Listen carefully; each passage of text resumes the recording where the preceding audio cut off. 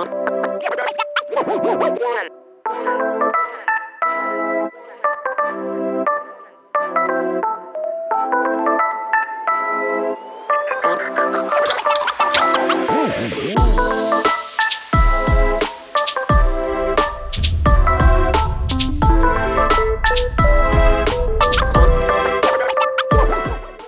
guys, Rich here from the RCNetwork.com, and this is going to be my full reveal of the Tekno ET410. I've got it all done, it's ready to race, so let's just dive into this. So in this video, we're going to be going over all the additional stuff that I did outside of just building the kit. If you want specific information on how the kit built and my pluses and minuses on the kit, please check out my build review video, which will have all that information. As with all of my videos, anything I mention in this video, there'll be links in the video description down below so you can check it out for yourself. So starting off with the wheels and tires, I went to my friends over at J Concepts, got a hold of their dirt webs in the gold compound. Now, these are actually meant for stadium truck. So that is the wheels and tires that are suggested for this vehicle. And I went with the mono dish wheels from J Concepts as well.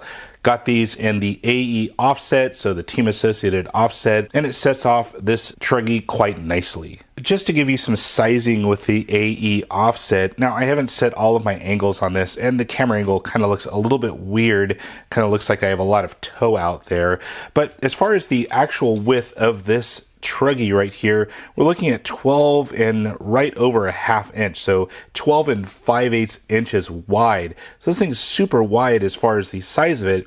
If you look at the wheelbase, we're looking at 11 and ¼ inch wheelbase, so it is definitely more wide than it is long. The colors I chose for the included body are some of Pactra's best colors, and it's my new paint scheme here at the RC Network.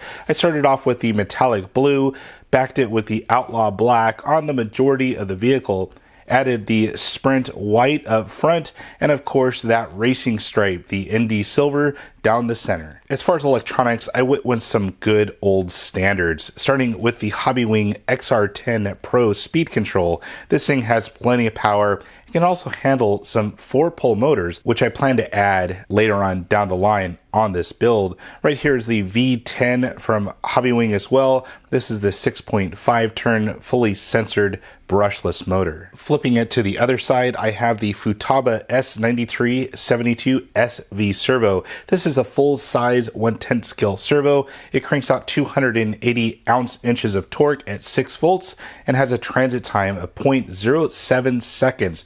Super fast, plenty of torque for this Truggy. And finally, the battery power is coming from Gen's Ace. This is a 4600 milliamp 60C 2S shorty pack.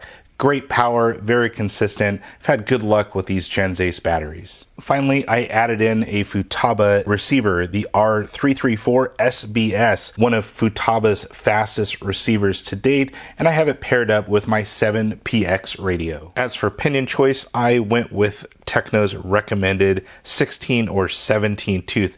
I actually picked up both of them from Robinson Racing. These are their bi-metal. I chose to install the 17 tooth first, of course a 32 pitch and an 1/8 inch bore for that V10 motor. As far as the electronics layout in the ET and even the EB410 buggy, you do have to plan accordingly. There's not a lot of room, and everything pretty much has to fit forward of the center differential, so you definitely have to plan out your build and how you lay everything out. Now, as far as my ESC, I have it literally right next to the motor. It gives me a lot of space here for my receiver up here in the corner, and if you look way back here, you can kind of see a silver and blue. That's the actual capacitor bank from the ESC. I have it mounted as far away from the ESC as possible and just double stick taped down to the chassis plate underneath the front center drive shaft. So there's a lot of stuff in this one little section right here, but it does a pretty good job, and I've kind of have the wires, the excess wires here from the servo just zip tied down here to the center brace. So worked out pretty good. Taking a look at the weight of my ET410, went ahead and zeroed out the scale right there, and we're coming up at 2,103 grams. Converting this thing over to pounds, 4.637 pounds. So initially my plans with the ET410 is I'm going to take it to my local track, OCRC, lay some laps down and see how this thing really handles. Really interested in seeing how fun this ET410 really is. But beyond that, I do plan to turn this thing into something slightly different. Now, Tekno did offer an option for the wheels and tires that you can mount up standard short course tires. So in the slash offset. So I went ahead and I picked up some Badlands right there. Also some Blockades from Proline Racing. Going to see how these things mount up as well. They should have some pretty good traction for an outdoor track. And then of course I did pick up some different power. This is the 3652 motor from Hobbywing, a 4-pole 540 size motor and a 5100 kV. This should literally solder right into that XR10 speed control and give me some pretty good power. Hopefully this thing will stay together with all the power I'm going to throw at this thing. Finally, I did bolt up some of these 1.9 Hyraxes from Proline with some Vanquish wheels.